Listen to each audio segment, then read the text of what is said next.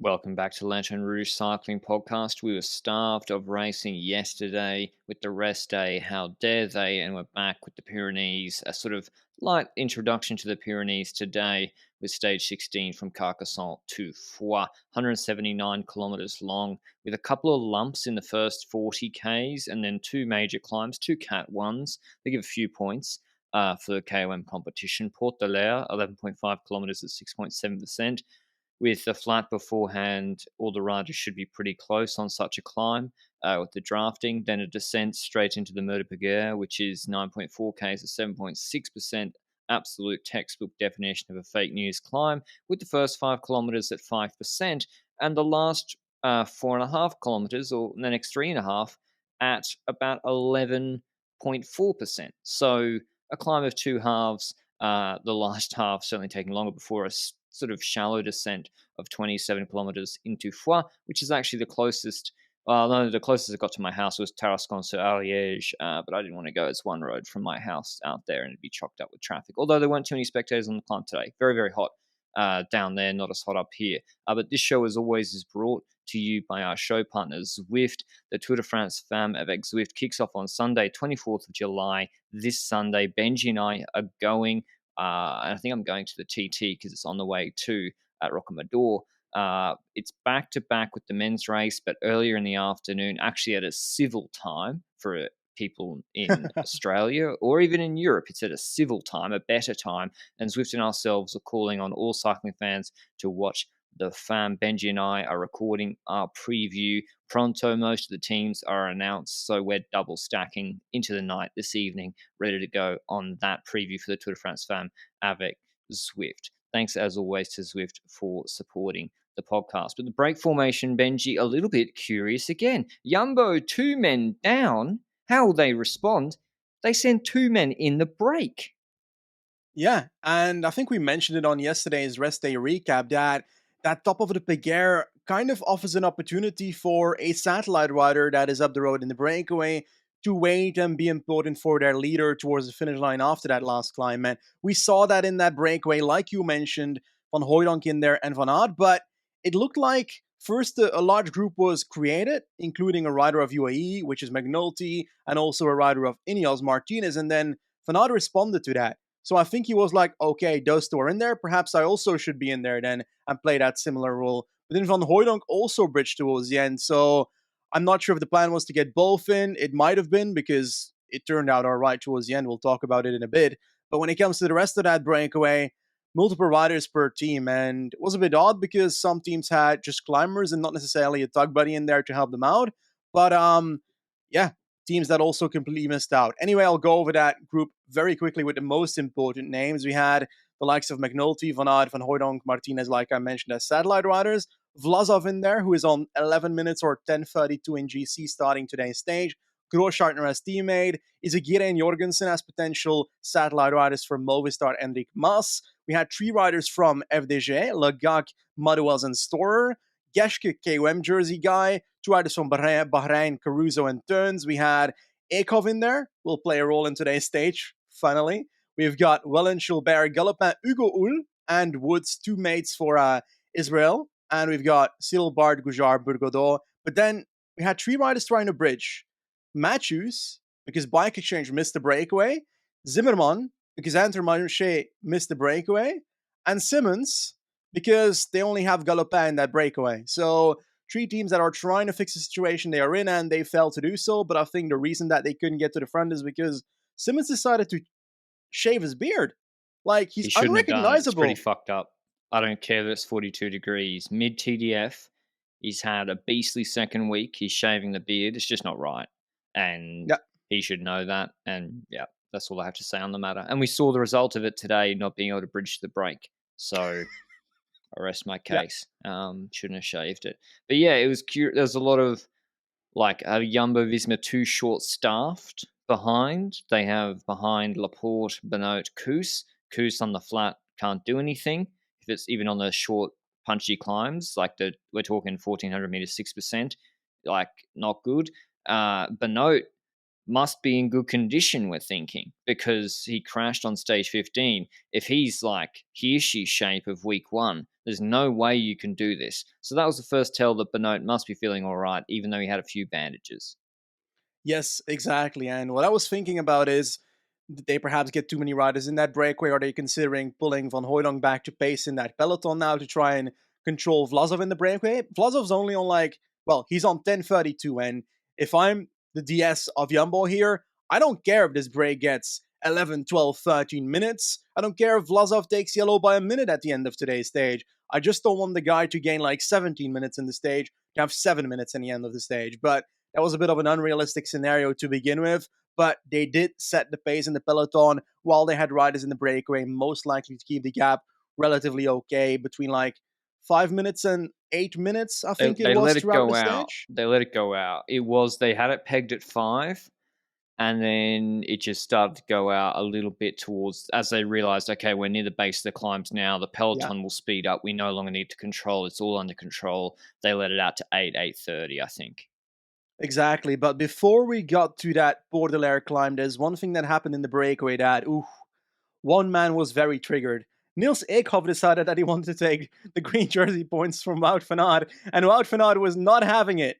He was not having it. But I if you're think Wout, Wout they don't shouldn't matter, be right? contesting them. Well, I think he should just roll over the line at the front, and if someone No. else outsprints him, it's not that big of a deal. Yeah, I agree. He's already mathematically won green as of about a week Yeah, ago. There's a little bit of prize money available for whoever takes the intermediate sprint. If I was Eckhoff, I'd be angry at wow. Like, really? The 3 points are going to make a difference to you? Whereas, I'm looking for a little bit of prize money. I look at it completely the other way. I think Wow should be letting hmm Eckhoff take the prize money. But anyway, I don't know I if there was think so. actual beef after.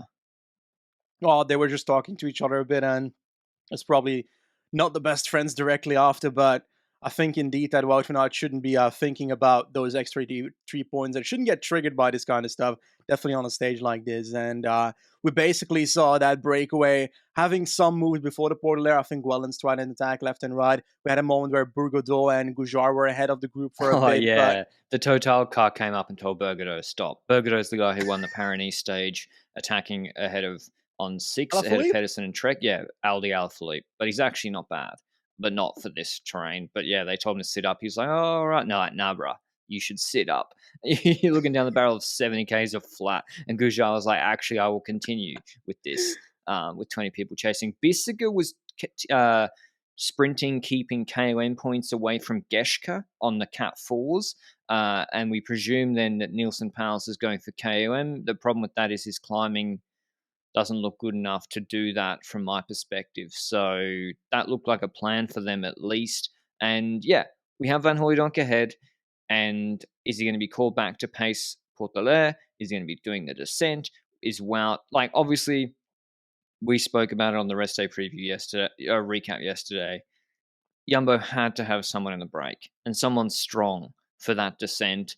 And with Benoit injured, I thought, wow, was the best person for that. You have to. It's 27 kilometers pedaling descent. Pogacar's better on that than Jonas. Geraint Thomas is better than that than Jonas. You need Wout there as defensive. And also potentially, if someone has a bad day, Wout can get on the front and pull. So I think Ineos had Martinez there for the same reason. UAE had McNulty there for the same reason. Yeah, exactly. And while all this stuff was happening with Jumbo, we had one guy with a very bad day in the peloton. Mark Soler was dropping through the group and at a certain point going through the convoy, went to the medical car for a bit, reported to be vomiting by the side of the road, and then just straight up dropped off the back of the peloton. So not a good day for him. He ended up losing 4.5 minutes every 10 kilometers from that point onwards. And as we are speaking, I'm pretty sure he's not finished yet. I don't think he's gonna be in time. I don't know why they keep this guy riding. Like, he's literally vomiting every few kilometers. He's clearly not having it when it comes to the heater and so forth.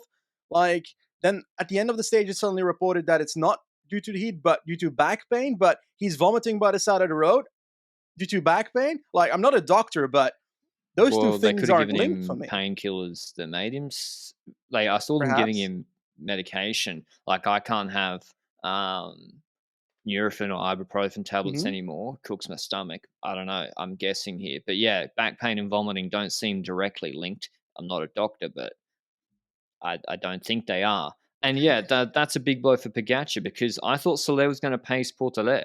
And as I said before, if it's 11.5K, 6, 7%, Ineos don't take it up. By the way, Ineos so passive today. Like, they had like 7 guys on the front. Jumbo had Seb Kuss looking around like, please don't. He must have been thinking, please don't try anything on this rolling train. And they didn't. But without Soler and with McNulty in the break, you got to have Micah for the Mur de Pigueur. Numbers don't add up. Jumbo Visma can completely control the tempo. And that's exactly what happened. In the breakaway, there was an attack on the Porto where the race really kicked off, more than even on the Mur de Pigueur, where Wout was marking Vlasov and McNulty primarily. And then we had Caruso going ahead. He was chased by Stora, and maybe Manuel's tried to bridge him, Woods bridging across to him.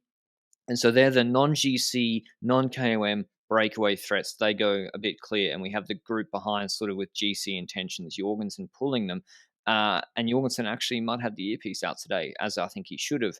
And so Wout's marking them, and he eventually keeps pulling just to make sure they get across. And then behind them, Benji on the Portola, they all get across. Geschke in that group with Wout. I'll let Benji do the breakaway action into the base of Murder Piguet. But in the GC group, we see an attacker to Enric Mas. Team attack.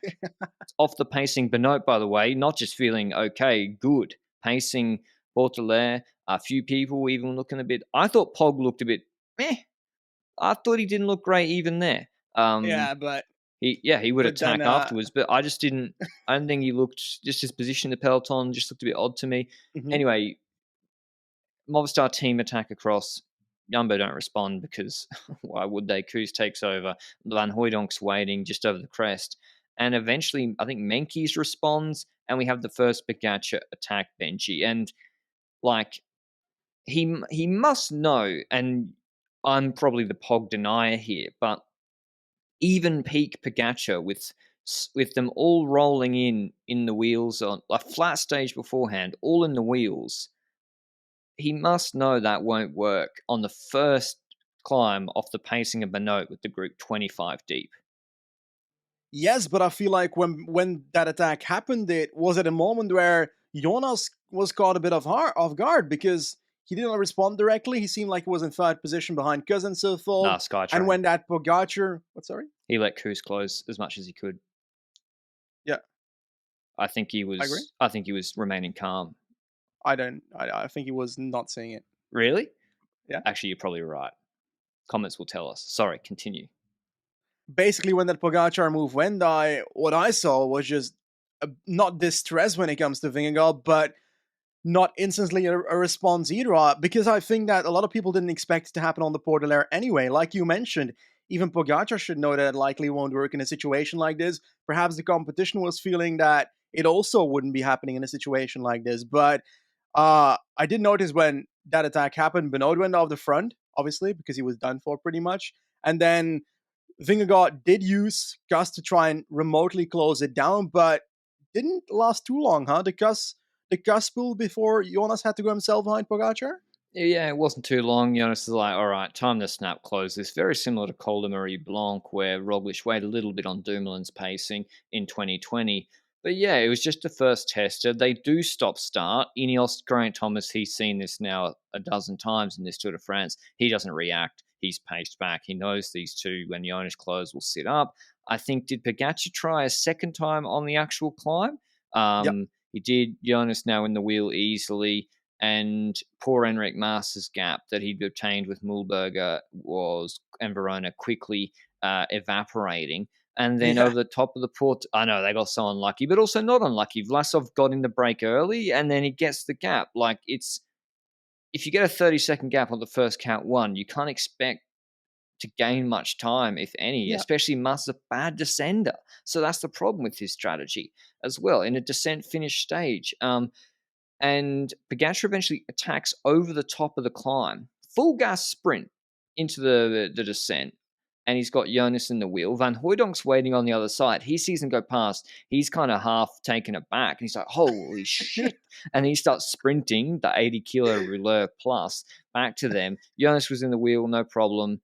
And, I mean, to be honest, Benji, Like, he could have almost let it go with like he could if he lets it go, Pogacar's just going to cook himself in the heat. But everyone's there. Quintana's looking good. Was Bardet? He was the one GC guy already on big trouble on Port de Left. First climb of the day. Exactly. Bardet was the one in trouble, but when it comes to the Poggy move, I feel like does the last one not feel a bit desperate? Because when it Yeah, comes to the first two, it's on the climb, he's making different. But the last one feels desperate because you're in a situation where you know Van Hooijdonk is ahead, you know Wout van Aert is ahead. So there is no way that situation ends with you benefiting from that. And next to that, I always remember the Granol stage, for example. Is it not the initial moves that made that stage harder for Pogacar in the end? And does exactly. he like it feels like he was doing the moves that Vingegaard and Roglic were doing early in the Granol stage, and it might cost them at the end of this stage, is what I thought. 100%. 100%. He was like, I don't know, it's a Hail Mary. And I guess, would it matter in the end? Not really. They get onto that break. The breakaway gets onto the climb. Wout van Aert sits up. He's just going to conserve and wait at the top, it seems. He's not chasing anyone else at that point. Vlasov had been in trouble. He wouldn't gain huge time today, but he does gain some. He recovers well. But yeah, on the climb, Israel do play their numbers really, really well. They get Ugo up the road, then Mike Woods sits on all attacks. You do it that way because Woods is the better pure climber. You want Uhl ahead. He's a strong guy, but the steep gradients are going to cost him. He's not going to be able to respond to attacks and bridges from Stora, maybe Caruso, or Jorgensen on that steep section. So you want him ahead doing his pace, and then Woods can do those reactions to motivate people, and they played it perfectly. Uhl gets a huge gap, 45 seconds. I think then Jorgensen goes clear with Woods on the wheel. Stora was dropped with Woods sitting on him, just looking at him all the time. Madouas dropped, Caruso gone. And so Uhl gets over the top, and he's got this whole descent, 27 kilometers, perfect for him. But he's against Jorgensen, who's a big guy too. And Woods can't sprint behind him. But unfortunately, on the descent, Jorgensen crashes. I wonder how close it would have been if he hadn't. He was closing a little bit. It was like 30 seconds. I don't think he would have closed it.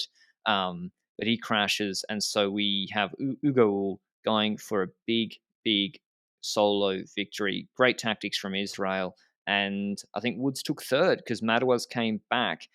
Woods didn't help Jorgensen, who did get back on the bike, and I think Stora paced Madouas, even though we'll get to go to in a second. And so Woods took third, even though I think if he helped Jorgensen pace, he could have taken second for more points, UCI points. But a great stage win for Ugo Benji. We should spend like a little bit of time on who he is, and also credit Israel for what's already a brilliant tour. Yeah, 100%. They got two riders in the breakaway today, and they made their best out of it. And well, actually, didn't they get like two? No, two riders in the breakaway. Yes, indeed. But when it comes to Ugo, I think he unfortunately lost his brother like 10ish years ago. I think 2012, if my mind serves me right, in a hit and run or something. And he said, I think last year in a an interview on Velo News by Saiv, that he wanted to win a Tour de France stage in his memory, and doing that a year later is absolutely insane. I like And a stage like this, yeah, godlike performance. I know. And he was good in the Mads Pedersen Fred Wright stage, remember. He tried there. He's already shown he has really good legs. Israel, the team has brought their best legs to this race. Fulsang's, unfortunately, I think he's out with the fractured rib. But like Clark won the cobbled stage, incredible. Froome is actually doing really well. Froome was in the fucking GC group over Port de I know that's like, okay, he's not winning the Tour de France, but it's better than where he has been. Woods is looking good, given he crashed pretty badly a week or so ago. So they brought their legs to the tour and they're doing really well. 2 stage wins is legit. So they joined Bike Exchange with that. And yeah, Ugo Uhl said afterwards to the camera, "This one's for my brother." Great, pointed at the sky as he crossed the line. Great performance from him. Unlucky for Jorgensen. He just keeps knocking at the door. He just keeps getting these breaks.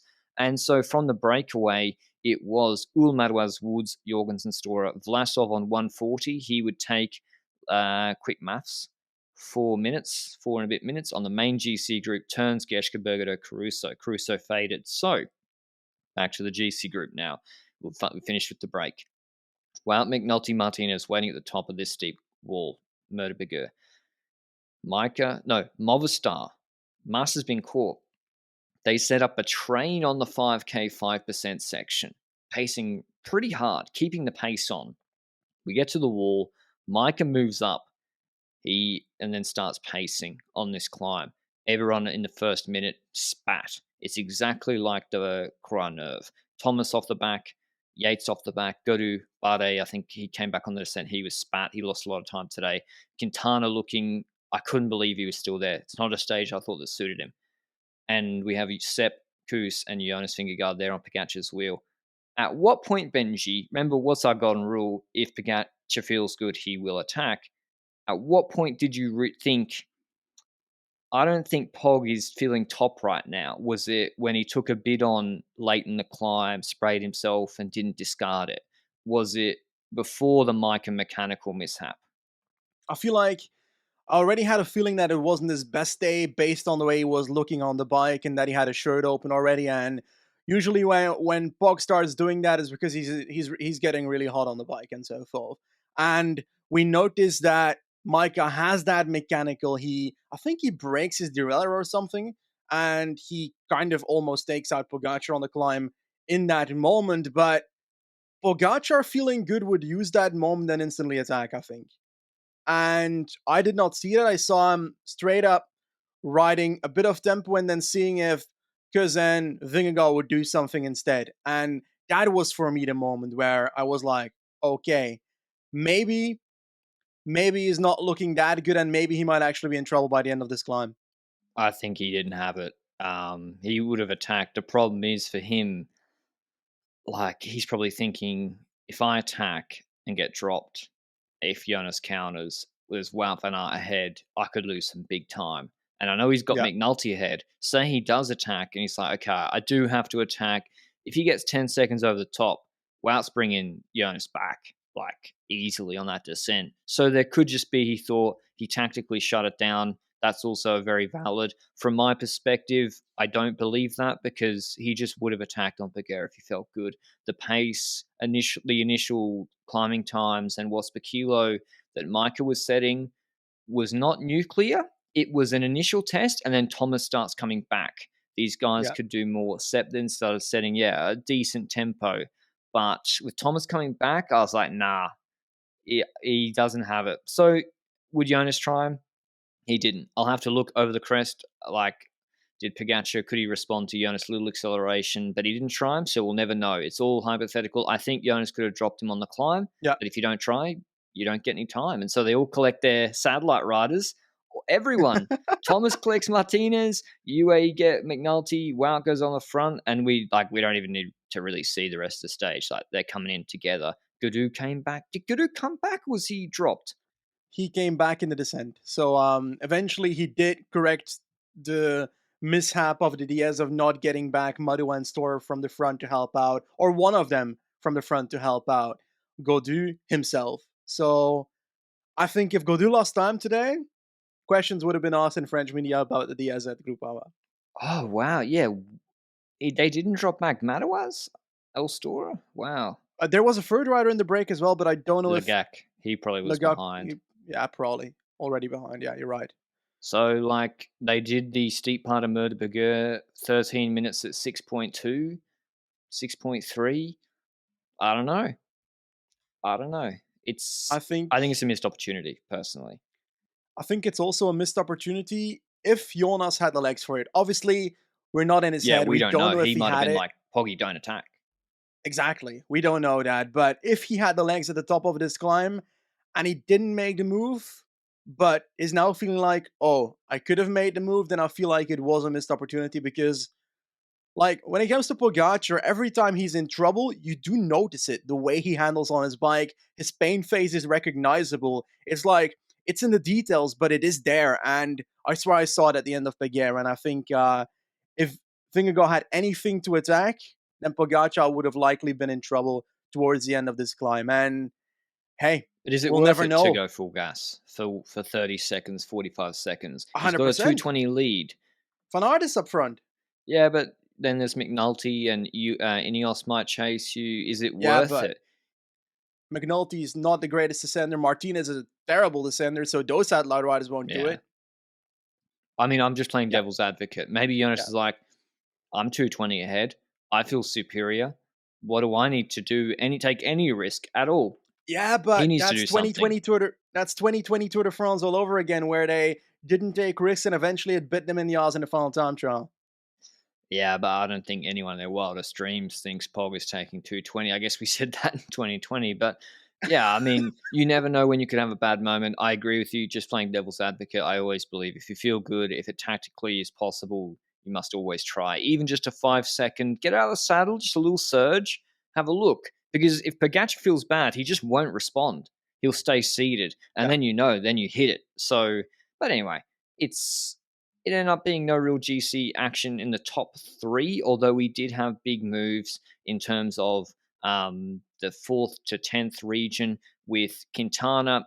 Unlucky not to gain more time on Gadu today, to be honest, or Thomas. He was with those guys, but the Guru was able to come back. Thomas was able to come back. He moves from 6th to 4th, now on 4:15, about 90 seconds behind Thomas. Guru moves from 8th to 5th, despite having actually not a great day or great teamwork on 4:24, 9 seconds behind Nairo. Yates moves down one to 5:28. He got dropped a bit badly today. Menkes keeps in 7th. Vlasov moves 11th to 8th on 6:18. Bardet 4th to 9th on 6:37. So no KOM. GC looking pretty rough for him, and DSM no stage wins. So yeah, their tour's gone from podium hopeful to not great pretty fast in a matter of a day. Peacock moves down one as well as Mast because of Vlasov shuffle there in 10, 11, and 12:45. So a bad day for Mast too, frankly. Like now in 11th on yeah. 12:45. There's 6 minutes to ninth, Benji. He ain't making up 6 minutes.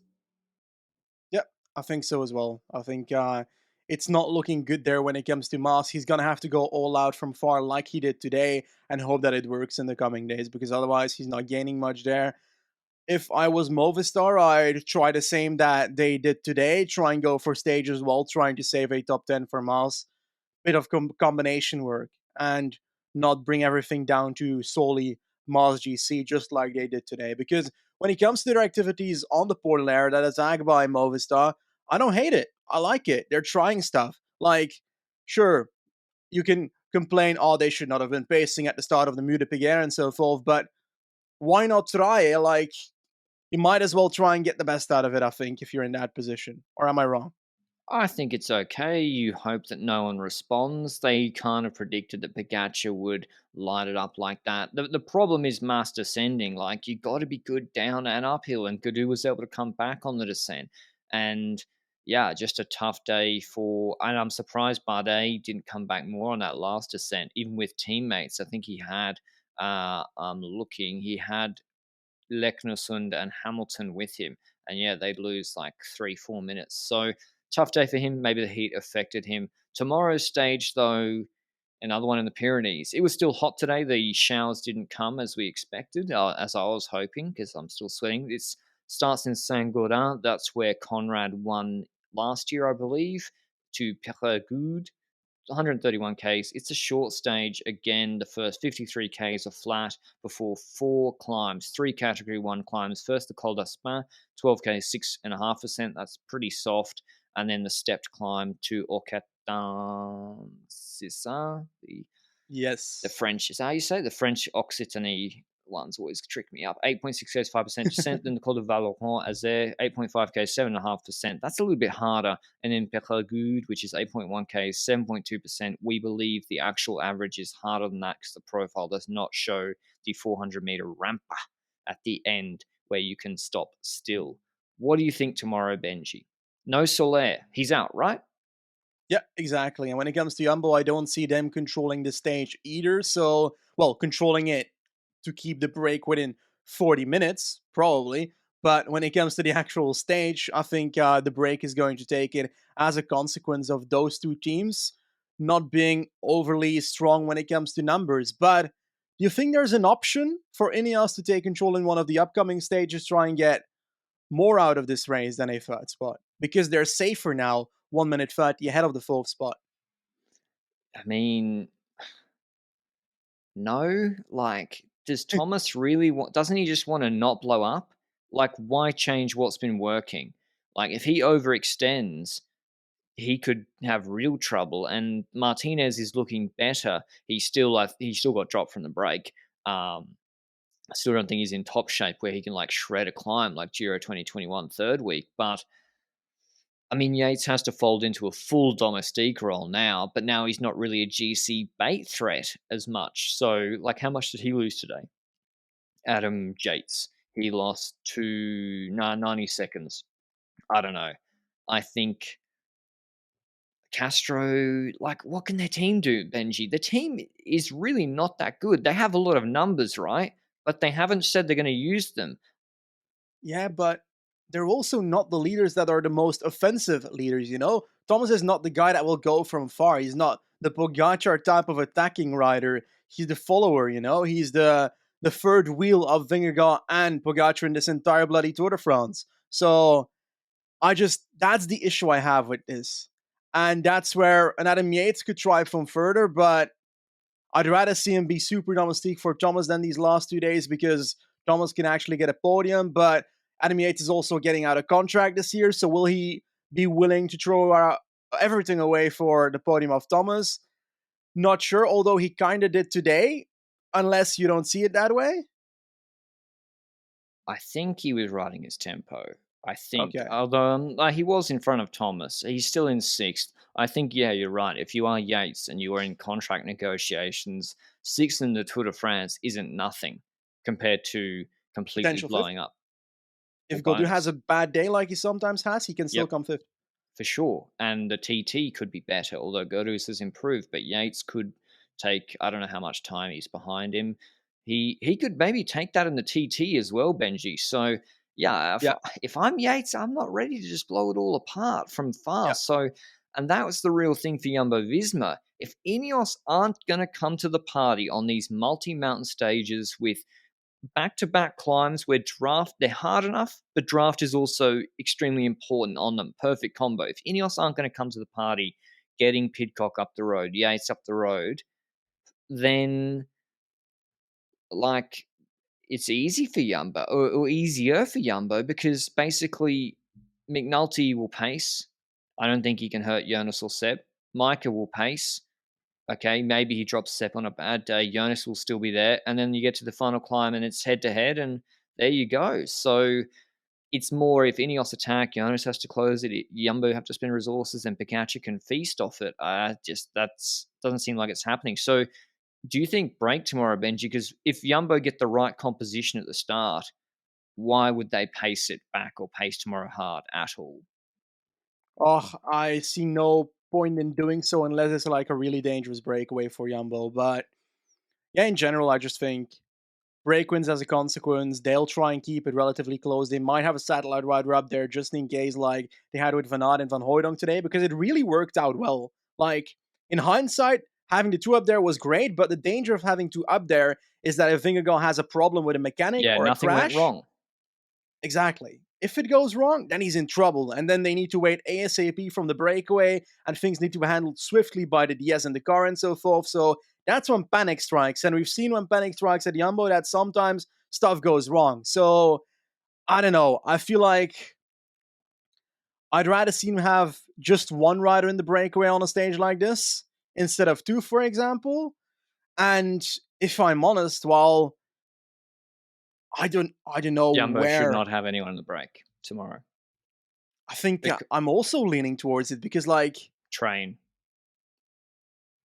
Yeah, I think so. Just control it and prevent attacks as much as possible on the first two climbs. It would be crazy if Pogačar goes on the first two, but you never know at this point. Can McNulty drop wow on those climbs? I don't think he can. I don't think he can either. So I think the action will come on Valoureux-Nazen. If you've got Van Aert and Kuss there, then you might be able to control a lot more than you think. And if Vingegaard can respond to the attacks of Pogačar there, then he only needs to defend for one more climb, which is Péragudes. So I think the further the team can bring Vingegaard until Pogačar attacks him is the best case scenario for Jumbo. Yeah, That I makes sense? think you let Break win, make sure the composition is right. No Vlasov, no Pidcock, no Menkes. We're having to keep it tight. Get that break composition right at the start where they have the good team for it. Then But you just let that gap go to 15.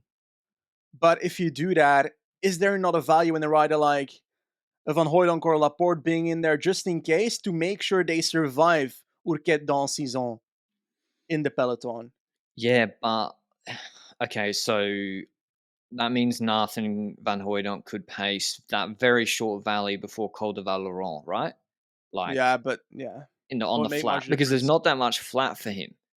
Yeah, So wouldn't you and just like he have climbed. him do Col d'Aspin at 4.5 watts per kilo? Yeah, he climbed the entirety of Col de Croix de Fer, or half of it at least, Yeah, together with the entirety of that Galibier side on Alpe d'Huez yeah. stage. So the guy can do Aspin and Urquette, and yeah, probably Aspin. I wouldn't Like say both of unless them. Ineos want to launch it with Yates or Yeah, Pidcock, then I mean, yeah, what else? Who else is going to do anything unless Naira wants to take time? But I think Naira he ain't playing for the win. yeah. He's trying to feast on the podium guys, making a big mistake. So I think train tomorrow, breakaway win. I think you just Pogacar will probably attack on Col de Valoron as there, like he has to, as we said in the rest day recap. Like he can't attack even if Jonas quote unquote cracks on the ramp tomorrow and loses 30 seconds, that's not enough, at least in my opinion. He'll need to then go on Altigam again. So he'll probably go on Col de Valoron. Jonas will mark him. Wout or Koos will come back. They'll pace the descent. Michael will pace Perigoud climb. Pogacar will attack again if he feels good. And then we'll see who's feeling best on the ramp. But I wouldn't be surprised for a big GC group at the finish, Benji. Like, UAE don't have the team to keep Ineos behind, being Thomas, like, all stage. So Yeah. and we don't have the murder Pagure section in the middle of the stage where the watts will out and teammates don't matter for that section. So it did for the descent. But who do you like? I just I think break because Soler's out. It's just break to me. I think break as well. And when I do so, think about breaking away stage in the third week, then I also think about riders that are trying to get back in the top 10 after not being in the top 10. And then I look at the positions roughly 12 to 15 perhaps to try and do stuff on stages like this. The riders we see there is Lutsenko on 14 minutes, Nilsson Paulus on 18 minutes, Madouas on 22 minutes. And I think that rider might be a good satellite rider for Godu.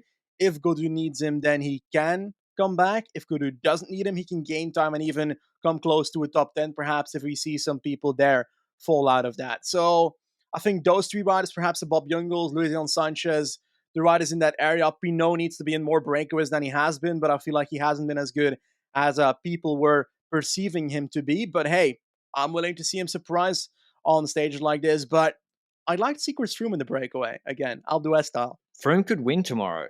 He's like, I'm not messing around. Like, you always look, if you want to look, okay, who could do well from a break? Look at who's made it into the last 20 in the GC group, who's not really a GC threat.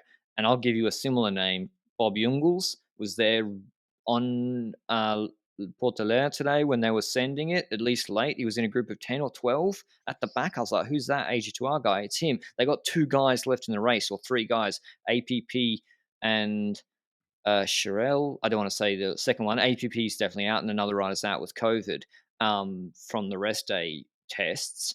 Yeah. So I like Jungels. I also like Mike Woods again. He seems to be okay. This one's an uphill finish with a steep ramp at the end. I like Woods, so I'm gonna. Depending on their odds, probably I've destroyed their odds, but yeah, I like Woods.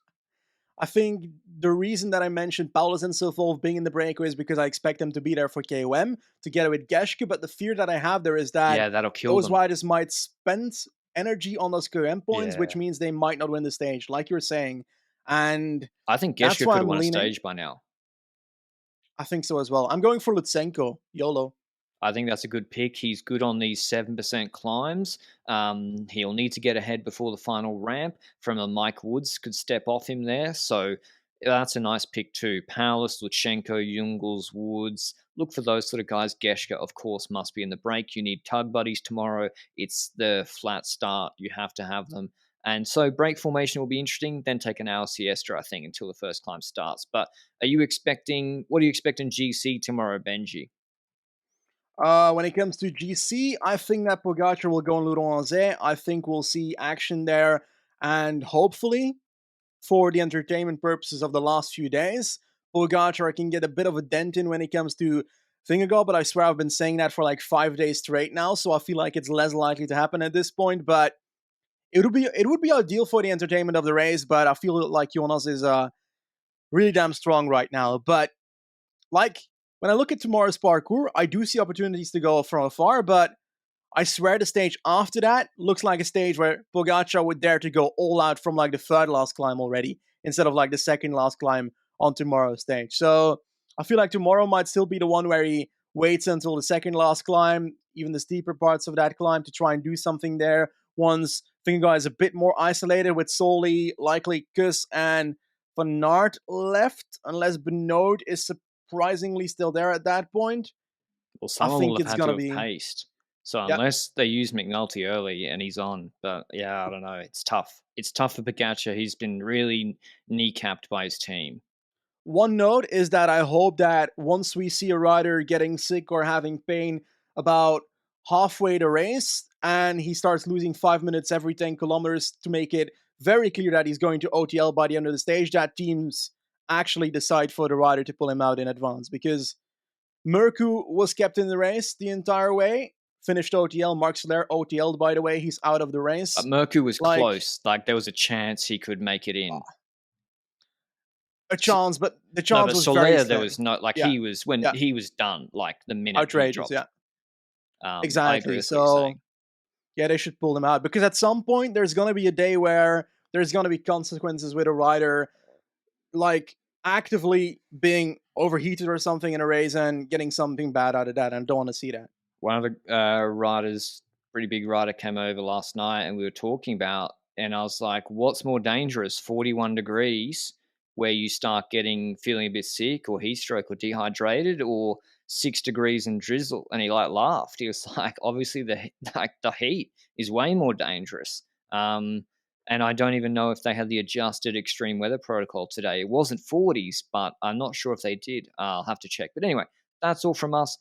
Bigger GC day, one would think, tomorrow. Pogacar's not going down without a fight. Did Jumbo miss a chance today? Jonas looking pretty unflappable, to be honest. Thanks as always to Zwift for supporting the show, and we'll see you at the recap tomorrow. Ciao.